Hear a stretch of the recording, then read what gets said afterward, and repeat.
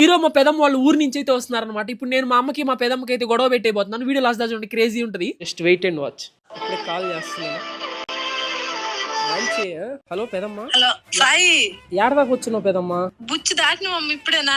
సరేలే, ఏమన్నా తీసుకొస్తున్నావా? ఏం తీసుకురావాలమ్మా? ఎప్పుట్లాగే వస్తున్నావా?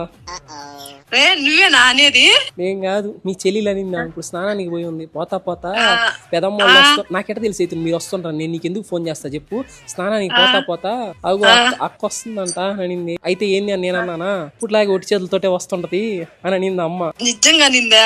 నాకే బాధ వేసి నేను నీకు ఫోన్ చేసి చెప్తున్నా. నువ్వు అంట ఒట్టి చేతులతో రాకుండా ప్రతిసారి లాగా ఈసారి ఏమైనా ఫ్రూట్స్ అట్లాంటి నవ్వబాక. నిన్న అనింది, నీకు పొరుగు పోయింది నీకాడ.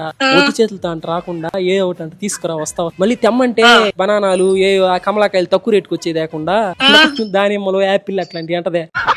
అబ్బకి మా పెదమ్మ మంచి ఫ్రూట్స్ తో దిగింది ఇంట్లోకి. షార్ట్ గా నచ్చినట్లయితే ప్లీజ్ లైక్ అండ్ సబ్స్క్రైబ్ చేసుకుంటా. బాయ్.